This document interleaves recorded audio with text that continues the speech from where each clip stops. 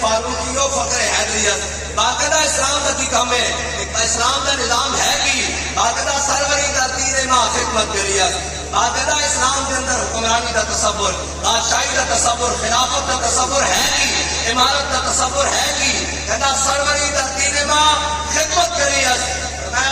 بات کہنے لگا ساڑھے ہاں حکمرانی دا خلافت دا چودراہٹ دا تصور صرف اتنا ہی ہے کہ قوم دا سردار قوم دا خادم ہوئے گا اور ہوئے گا کس طرح عدل فاروقی و فخر حیدریت وہ عدل فاروق اعظم بڑا کرے گا اور فخر حیدر کر رہا رکھے گا اے اسلام کا سیاست کا تصور ہے اور ایک بات کہنا میں تجھ کو بتاتا ہوں تقدیر امم کیا ہے میں تجھ کو بتاتا ہوں تقدیر امم کیا ہے شمشیر السنا اوپر تاؤس رقاب آخر باقاعدہ ذرا جھلیا میں دستہ اسلام کے اندر جناب تقدیر امم ہے کہ امت کی تقدیر ہے کہ شمشیر السنا اوپر شمشیر السنا اوپر کس طرح حضرت فاروق اعظم رضی اللہ تعالیٰ عنہ کے زمانے حضرت خالد بن ولید اور حضرت ابو عبیدہ بن جراح آپ نے تو لشکر لے کے بیت المقدس سے سامنے پہنچے بیت المقدس سے جناب بڑے بڑے رؤساء امراء اور بڑے بڑے جناب جرنیل پوپ پادری اور بڑے بڑے راہب اور جناب فصیل کو تھلے اترائے انہوں نے کہا کرسو تہاڈا امیر موجود ہے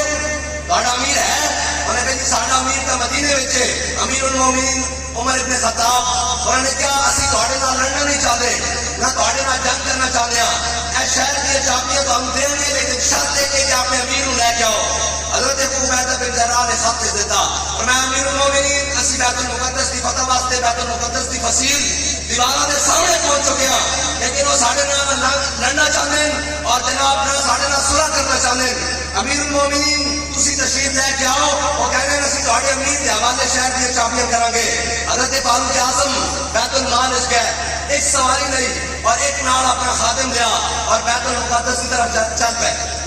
بیت المقدس کی طرف چابیاں لین واسطے چل پے اور حضرت فاروق اعظم نے بیٹا کرتا پایا ہوا وہ ٹاٹ کا کرتا شکتی پیوند لگے ہوئے اور چمڑے کے پیوند لگے ہوئے جناب ٹاٹ کے کرتے ہوتے حضرت فاروق اعظم چل پے جب بیت المقدس کے قریب پہنچے نا تو ایک نہر آئی وہ کھڑا آیا نہر کھڑا صبح کہتے ہو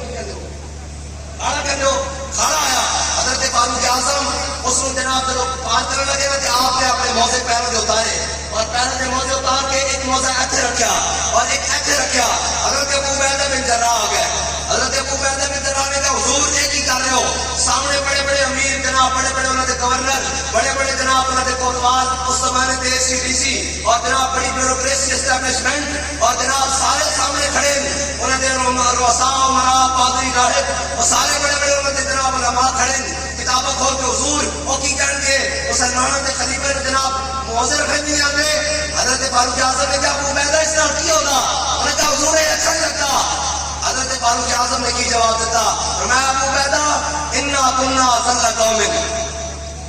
انا كنا اذل قوم احسن اللہ بالاسلام فرمایا ابو عبیدہ تو اپنے موزے رکھنے والے کے سامنے شرم محسوس کر رہا فرمایا ابو عبیدہ سی دنیا دی وہ قوم سا جڑے بھیڑاں تے بکریاں نوں پانی پلاون تے لگ جاندے سا جڑے دھیاں نوں زندہ تے کول کردے سا اج 36 لاکھ مربع میل تے حاکماں پتہ بھی نہیں ہلدا اے ساڈی کوئی وجہ نہیں ہے صرف امام الانبیاء دے دامن رحمتاں و وسع ہو گیا یا رسول اللہ یا رسول اللہ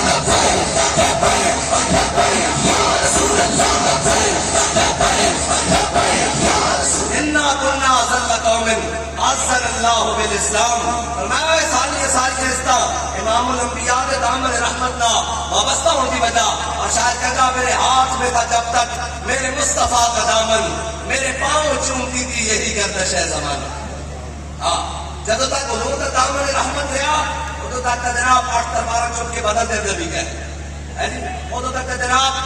313 ہو کے جناب لمحہ پا کے رکھ دیتا ہزار نو بھی اور جناب کھجورا کھا کے ٹاؤن کے لباس پا کے جناب کیسر و کسرا دیا سلطنت ادھیڑ کے رکھ دیتی لیکن آج دنیا دیا جناب ساریا پاور ہو گیا جناب انہوں نے گھر بھی سونے دے تعمیر ہو گئے مسلمان حکمرانوں دے لیکن فلسطین کے بچے بلکتے رہ گئے اور وہ کسی فاروق اعظم کے غلام کی رات تکتے رہ گئے کسی خالد بن ولید کے جناب جانشین کی رات تکتے رہ گئے کسی صلاح الدین ایوبی کے منن والے کی رات تکتے رہ گئے لیکن انہوں نے جا کے دس دیو کہ اے امت ہن صلاح الدین ایوبی نہیں رکھتی اے نچن ٹپن دے جناب طریقے رکھتی دی. کہا ایک مرد فرنگی نے اپنے بسر سے منظر وہ طلب کر کے آنکھ نہ ہو کبھی تیری سیر, سینے میں رہے راز ملوکانہ تو بہتر, کرتے نہیں کبھی محکوم کو تیغوں سے زیر. اور جناب وہ کہنا انہیں کیا اسے مسلمانوں کا لڑنا نہیں ہے, انہوں نے جتنا مرضی مارو گے یہ بزدل نہیں ہوں گے. انہوں نے کہا پھر کریے کی, انہوں نے کہا تعلیم کے تیزاب پہ ڈال کر اس کی خودی کو ہو جائے ملائم تو جدھر چاہے اسے پھیر. اس نے کہا اس کو تعلیم اور اس کو جناب ایسے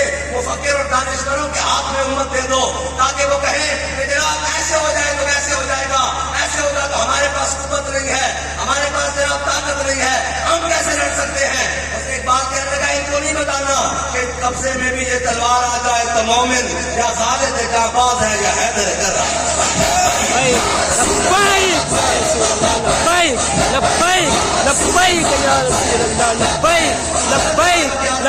اسلام کے ماتھے کا جھومر حضرت فاروق اعظم رضی اللہ تعالیٰ عنہ. حضرت فاروق اعظم جب آگے پہنچے تو حضرت فاروق اعظم جب مدینے سے چلے آپ کے ساتھ ایک سواریہ اور ایک خادم ہے. آپ نے طے کیا تھا کہ اتنے سواری اتنا مسافت تم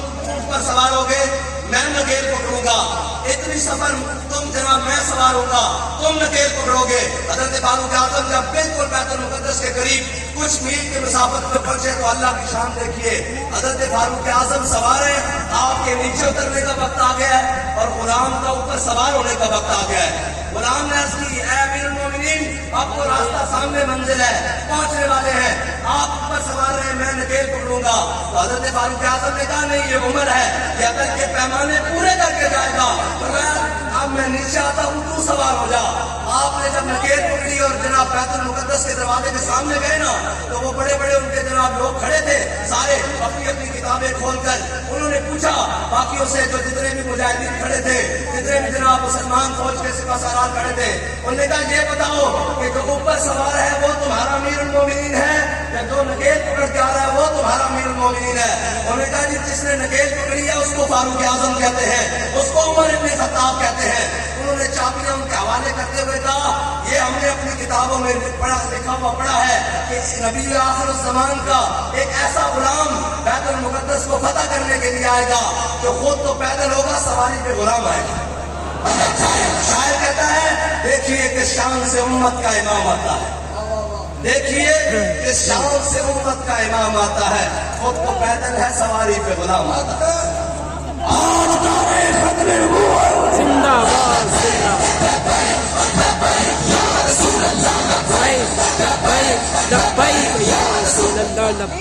اگر تم نے پوچھی ہے امامت کی حقیقت مجھ سے,